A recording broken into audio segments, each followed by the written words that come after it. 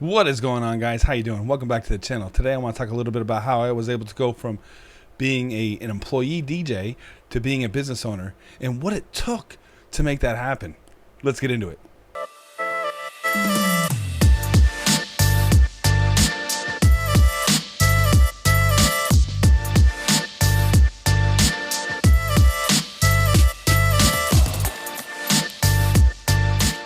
What's going on, guys? How you doing? Welcome back to the channel. My name is Scott King. I run a DJ company over here in Orlando called King Entertainment Events, and if you want to check out that company, it's www.djsorlando.com.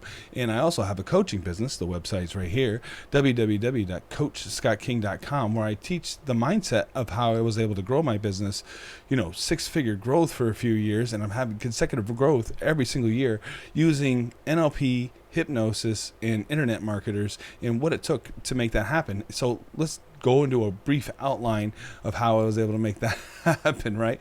So I created these slideshows, and if you want to know more about that service, go ahead and leave a link down below. It's actually kind of cool. It takes a few seconds and it pops out all these images from another AI that I use from my other coach his name's Frank Kern, and the AI that I use is called Joy, which is something that he created, and basically it's an AI that's just made for copy. So if you're not familiar with copy, it's how to write something compelling in the words that you use in order to get somebody engaged in what you're selling and what you're doing. So that's called Joy, and that's like $40 a month. And I think he's getting ready to raise his prices because he's been in a little bit of a trial period, and a lot of people have been signing up for it. So if you're interested in that, if you need more help with your copy, leave a comment down below. I'll send you a link to that as well. And again, my coach is Frank Kern, who is like the godfather of internet marketing and how to do sales. And if he says that copy is where the money's at, I believe him, because this guy makes like $500,000 a month just in passive income. So with that being said, this slideshow is pretty cool. And it covers pretty much the basis and a short little outline of how I was able to, break free from one certain mindset to a different mindset and get that growth that it took in order to be a business owner / talent agent, or whatever you want to call it, right? So DJ Money Secrets, how I stopped trading time for money. Got to be compelling, right? You got to get people to click. Something to keep in mind. So up next, move my head around here a little bit. Boom. Effort versus reward. Now, what I had here was that I was doing like this pool gig. Let's say it was like $200 for the shift, and it was like 3 hours. Now you may look at like 3 hours and be like, oh, okay, well, it's only 3 hours. At the same time, you have to get there 2 hours before, set 30 minutes before the start, and then what did it take? 25 minutes to get back to your car. So the gig may be 3 hours, but it's like 5.5 hours. And it took a big chunk of the day, and plus you'd be out by the pool sweating it out, and be Mr. Entertaining for tourists that came to the pool, which, it's an honest living, and you beef up your skills and you're able to interact with a lot of people. And that's another thing too. They wanted a lot of interaction because pool shifts, you're doing limbo and pool games and a whole bunch of different other things, raffles, and, they also had, specials to send people to the bar. So there was a lot of different things going on. And yet you make $200, which, is fair. And if you did 3 shifts a week, you're making $600. And I was just getting drained out of doing this all the time, especially when there was other shifts that I was missing out on that paid more because, I don't know, I wasn't available, or you're approved for this spot, and whatever this, talent agent wanted to tell me, right? You make up something every day. And that's another thing about narcissists. They'll just tell you whatever they need to tell you to get you to do whatever they need to do, and they don't care too much about you. More about what they need you to do. So anyway, that's another video all on its own. So working smarter. What I did was I went to, places to advertise my business.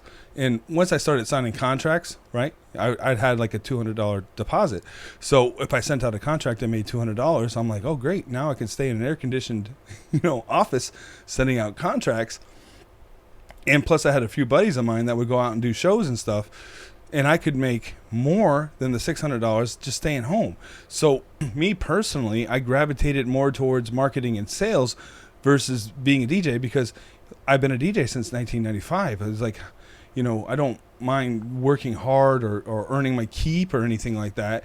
It was more like, how can I work smarter? So if I'm staying home and making, like, I don't know, sometimes 10 contracts in a week plus doing the gig, I don't know, 10 contracts, 200 is what, $2,000, something like that. And then if you did the gig, you know, myself, then I would make money on top of that, plus whatever other contracts that I had going out that week, where other people would do it.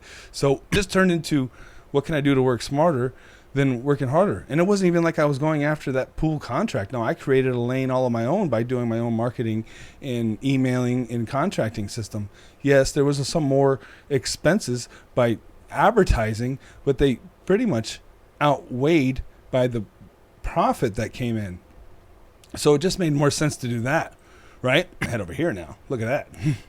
The money mindset, old versus smart, right? The old way, trade hours directly for pay. So when you're doing a gig, right, it's only so many hours. You're only going to get paid so much. And there's only so much that you could cap out at, right? At certain corporate events or corporate contracts, right? There's only so much you could do. And on top of that, like, no matter how amazing you are, you only have so much time for money and how much you can charge for that. Now, unless you're like a producer DJ, you can charge whatever you want. And even people that are pretty high up can only charge so much. There was somebody telling me just the other day that people that were playing at Coachella were like doing it for pennies just to be on the stage. And really, what is that worth? So honestly, if you're not like the talent agent, you have like a limited income per gig, right? Unless you're like, you know, producing your own music or like a Vegas DJ or something like that. Most people that I've run into, you know, they're really good at being a club DJ or really good at being a wedding DJ or interactive family fun kid DJ or something like that. And well, it only caps out so much, and it depends on what your aspirations are too at the same time. So just keep that in mind. But if you're the business owner and you have buddies, right, that can do the same thing that you do because you've been in the business so long and you've learned from other people, you know, who you'd rather have around you to go help you out with things that you can, you know, get them gigs. So that's basically what I did. I had so many people that I had trained, and, you know, some people went in their own direction and some people went in a different direction. And as I started getting gigs and I had the money, the ones that mattered would gravitate towards me. And that's what I would like for you to do. So if you're collecting deposits that outweigh what you're getting to do like a pool gig or something like that. Now, I know wedding gigs pay a whole lot more. And then again, that's 1 or 2 days, maybe 3 days a week. And are you doing that consistently 3 days a week? And would you want to do that all by yourself, or would you like to capitalize more and train other guys so that you can free up your time? So if you're doing that every single weekend and you wanted a weekend off and you had a crew, then you would still be able to collect money while you sent other people out, and that only builds your business. So think about that as well. So having multiple gigs versus one gig. So time for money. But think about it like this. I learned this from Grant Cardone. He was on stage and he said, how many hours are in a day? People raise their hand. They say 24. And he goes, you have as many hours as many people that work for you. So just think about that. Now, you won't be able to, you know, start off with 100 people working for you, you know, overnight. Yet you start small, and as you grow, it's like a bell curve. You start off small, you maybe get a little frustrated. And once you peak out and start really pushing your limits, the sky's the limit there. So keep that in mind. Move my head again. Boom. On a roll. So deposit power, build future income, right? So charge $200 for deposit. Now that's a little low, but again, if somebody cancels, they're not going to be calling me up going, hey man, you know, give me that $200 back. I mean, you signed the contract, the retainer's non-refundable. So are they really going to be super upset about $200, especially when you have to pay money for advertising? You just say, hey, look, you know, that $200 was for me to get in front of you. I know you're not having your event, but you did sign the contract. I did dedicate myself to that day. So just keep that in mind. And I've never had anybody come back to me. I've had, I don't know, maybe 5 to 10 contracts a year where they're, I don't know, not getting married or the event's not happening, and the $200 just becomes a wash because of all the work that it took to, you know, send them emails, send them contracts, you know, meet with them. You know, that's just that's pretty fair. It was lower, right? It used to be $100, and then as I raised the price, it happened less. So just keep that in mind as well. So if you're booking multiple gigs and you have more people that you can send out, then you have more avenues of money coming in. And even if you do take a hit, you still have more stuff coming in where you don't have to worry about it so much. Just keep that in mind. And then if you're working for somebody else, then you're only building their part, right? So when calls come in, then they decide where the gig goes. Versus if you're the one doing it, then you decide where it goes. And if, let's say, you have a slow month, then you can keep your own best interest at heart. Now, remember, you do have a team. You want to make sure you take care of them.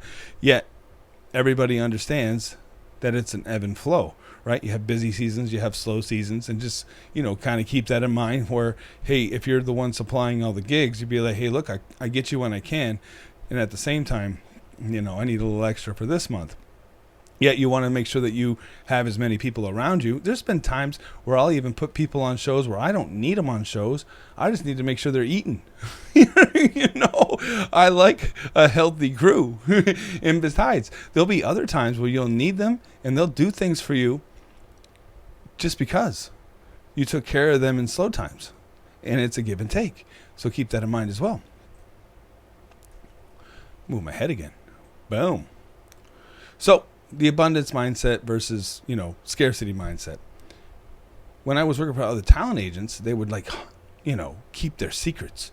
Like, oh, don't talk about this or don't talk about that. This guy made a sale and he can't tell you how much he made that sale for. Or I, get these leads and I can't tell you how that because you'll go and take it. So they would, deliberately, withhold information from you.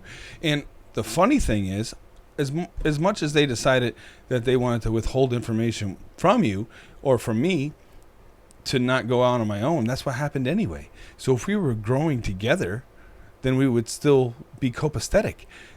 But it turned into, well, what do you do? Turning against me? Why can't we go together? It's not like I'm going behind your back and getting your clients or anything. It's just I'm learning how to grow a business here. You don't want to tell me anything about a CRM. You don't want to tell me anything about how much you charge. You don't want to tell, that's your business. That's your deal. And yet, if I keep the books open and I'm not hiding anything from any of my team, they know when I tell them that a client didn't book and they went another direction, they know that's what happened. Because I have no reason to keep secrets from anybody. Especially about the business. In fact, I even teach my team how they can grow their own business. That's the whole point of the coaching business, right? So, and that's how I build a loyal team. If I say I need something, they'll be there. They're sometimes earlier than when I need them there. So I want my team to grow with me as well. And if they're busy, I understand. I have a system where they can mark off where they're not available, and then I just go and find the next person who would be worthy to grow with. And then that way everybody's eating. So let's go to the next thing here. I'll move my head again. All right. So leadership that inspires loyalty. Teach your team. Get them to grow with you. Now, since we work in a right to work state, that requires a business owner to have a lot of confidence to know that the people around you are not out to get you. You just have to understand that everybody has to do what's in their best interest. And that's where the phrase comes, it's a dog-eat-dog world.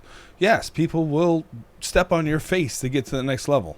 That's just kind of how it is. So it's up to you to know enough emotional intelligence to find out what the map of the world is of the people around you and decide whether or not that they're going to stab you in the back. Now, I've had to take a few hits, and at the same time, it's taught me what's worth having around me. So just keep that in mind as well. And then you want your team to grow with you. It's like I can show my team, hey, look, you made this amount of money. Let's go make some more. Like you made X amount this year, more the next year, more the next year. So let's go do it together. Case in point, like Dion and I went halves on buying a bunch of pipe and drape. Now that was like $3,000 each. So every time, and Dion doesn't do a whole bunch of sales of pipe and drape. I was the one doing all the sales. Yet all I did was split whatever the profit was on the pipe and drape. And not only did the pipe and drape pay for itself within 6 or 7 months, we're now making profit on it. And that adds to, whatever $10.99 that I sent them at the end of the year. So it's like, hey, look, I know you made this investment with me, yet look at how much more you've made that year.